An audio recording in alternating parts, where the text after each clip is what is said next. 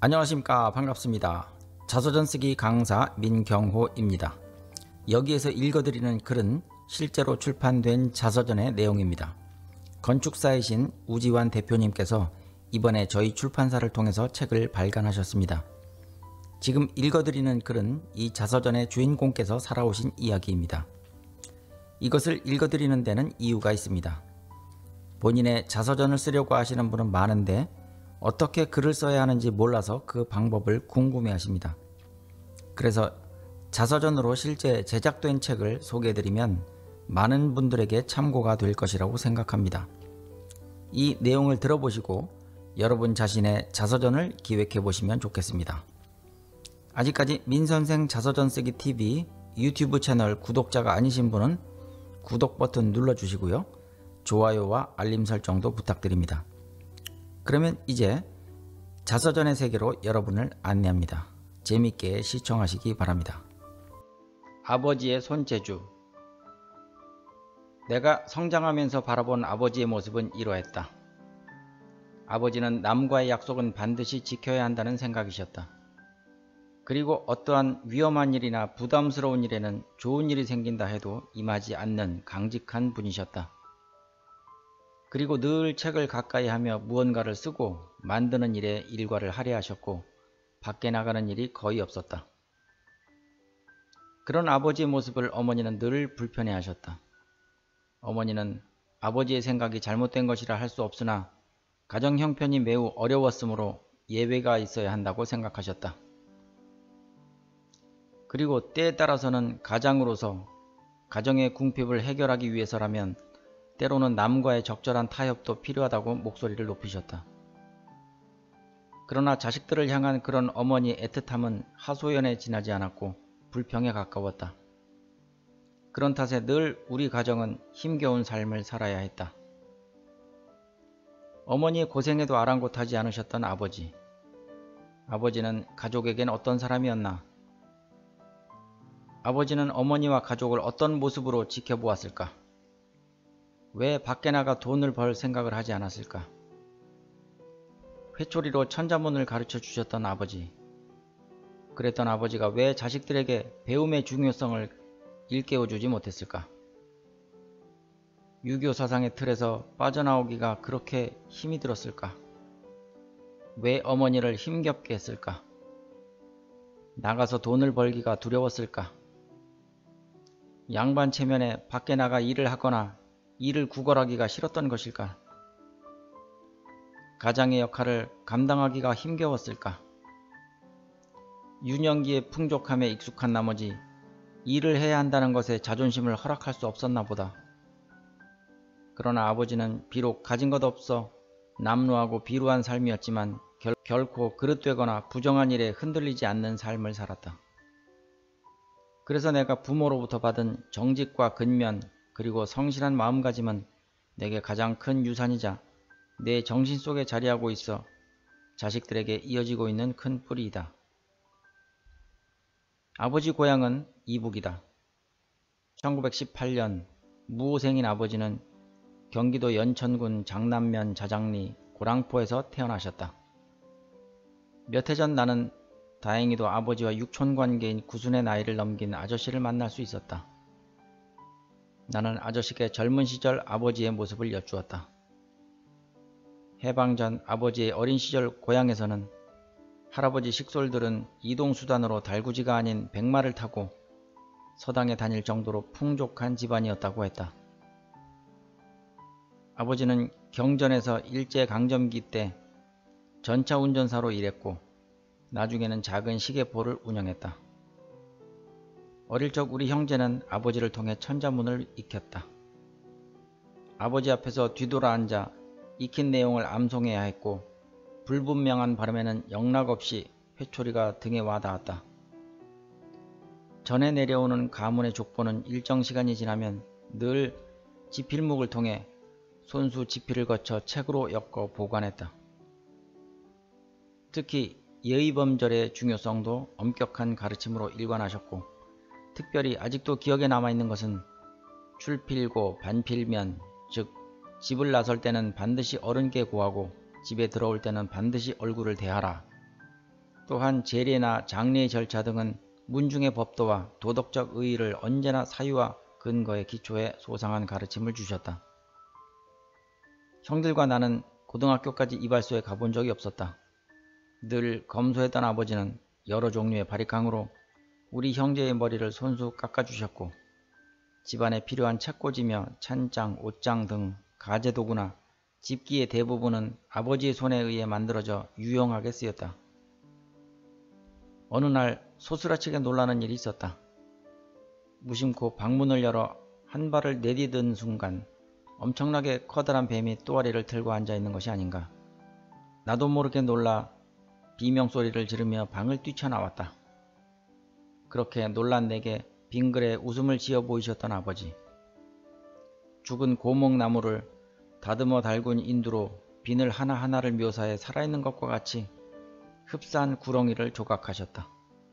그랬던 아버지는 가족에게 너무도 근사하고 마음의 안정을 가져다 줄 뜻깊은 선물을 안겨주었다. 60년대 중반 내가 살던 영등포구 도림동은 저지대의 후미진 곳이어서 주위에 쓰레기장과 공장들이 질비했다.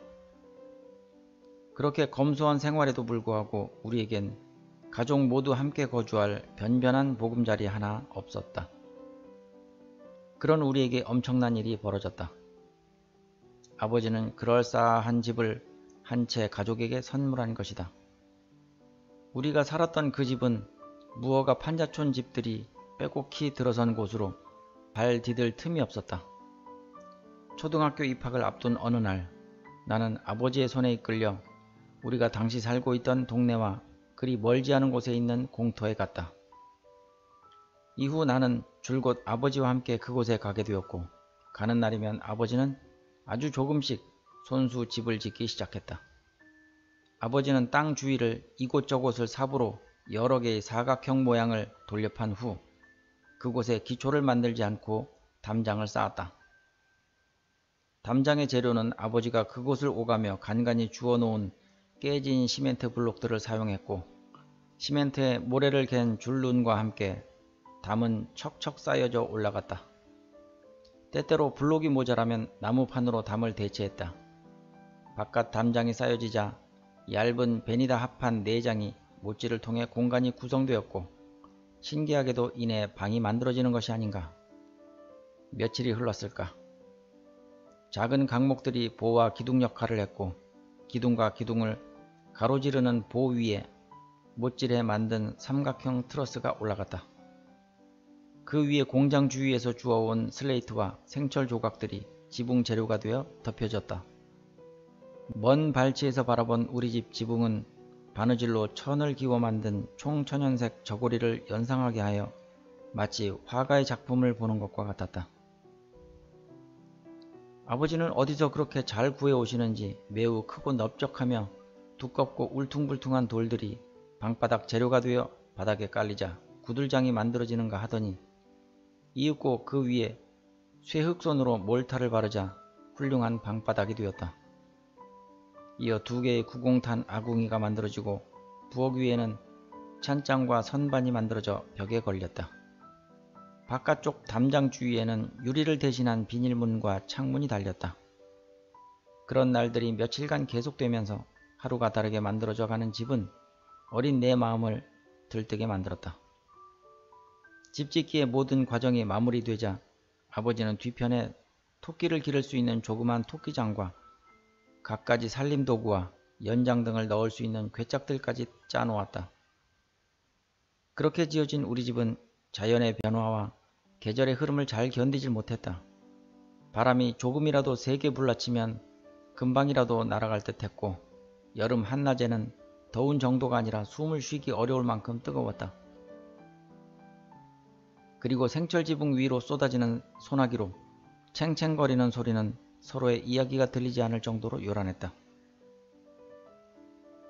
한겨울에는 식구들이 서로 몸을 맞대어 체온을 함께 나누지 않으면 잠을 청할 수 없을 정도로 혹한의 추위를 견디기 어려운 집이었다.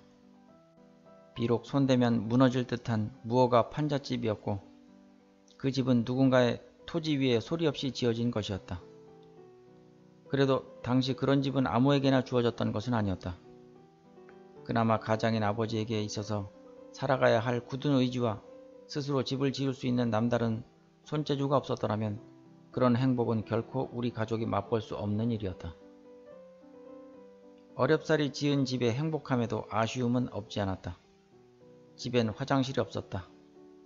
약 50m 떨어진 공동 화장실 앞에는 아침마다 큰 숙제를 해결하기 위해 긴 줄을 서는 진풍경이 벌어졌다. 화장실 주인은 한복 저고리에 수염을 길게 기른 동네 할아버지였다. 사람들은 그곳을 몰래 사용하려고 여간 눈치를 살피지 않았고 돈을 내고 사용하는 사람들은 많지 않았다.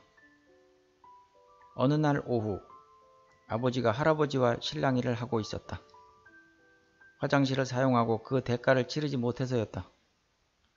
할아버지의 성화가 이만저만이 아닌 것은 몇 날 며칠이 가도 밀린 화장실 사용료를 내지 않는다는 이유에서였다. 밭 언저리에 공동 화장실을 지어놓고 사용료를 받고 있었던 할아버지는 돈을 내라, 낼 돈이 없다 라는 동네 사람들과 하루가 멀다 하고 말다툼을 이어갔다. 그도 그럴 것이 공동 화장실이라 하여 너나 없이 이용하는 사람들이 돈은 내지 않으면서 정작 똥을 푸는 일은 몽땅 그 할아버지의 몫이었기 때문이다. 어느 어두운 밤 나는 누군가 화장실에서 똥을 푸고 있는 모습을 목격했다. 그 모습이 눈에 익어 자세히 보니 아버지였고 어느 날엔 그곳에 작은 형도 있었다. 화장실 앞에 있는 넓은 밭에 똥을 퍼날라 뿌리는 것이었다. 화장실 사용료를 대신하기 위해 당시 똥을 퍼날라야 했던 아버지와 작은 형의 모습은 지금도 내 기억 속에 애틋함으로 자리하고 있다. 그 먼 굴욕과 굶주림의 길을 걸어감에 있어서 가족의 건사를 위한다면 그 똥찌개가 뭐 그리 대수였겠는가. 아, 아버지. 고강규 시인의 시 소주병이 가슴에 더욱 깊게 다가선다. 소주병, 고광규. 술병은 잔에다 자기를 계속 따라주면서 속을 비워간다. 빈 병은 아무렇게나 버려져 길거리나 쓰레기장에서 굴러다닌다. 바람이 세게 불던 밤, 나는 문 밖에서 아버지가 흐느끼는 소리를 들었다. 나가보니 마루 끝에 쪼그려 앉은 빈 소주병이었다. 네, 오늘 영상 재미있었나요? 글 내용에 공감하셨다면 구독과 좋아요, 알림 설정 부탁드리겠습니다. 저는 다음 영상에서 또 찾아뵙겠습니다. 그리고 시청자 여러분께서도 글을 써서 저에게 보내주시면 심사하겠습니다.